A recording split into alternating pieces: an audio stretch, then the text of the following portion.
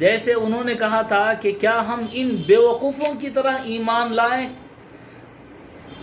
کما آمن السفہاء کہا تھا، تو اللہ نے فرمایا الا، یہ بھی جو ہے تاکیدی لفظ ہے اور خبردار کرنے والا لفظ ہے، اور اللہ نے کہا ہم، الا انہم ہم السفہاء، کتنی تاکید، انا لفظ انا لایا اور پھر ہم لایا، اور پھر اسی طرح ہم السفہاء تاکید کے لیے کہا کہ وہی تو بیوقوف ہیں۔ اب آپ دیکھ لیں کہ کوئی اللہ کے نبی کے صحابہ کو منافق کہے تو وہ خود منافق ہے، اور اگر کوئی فاسق کہے تو وہ خود فاسق ہے،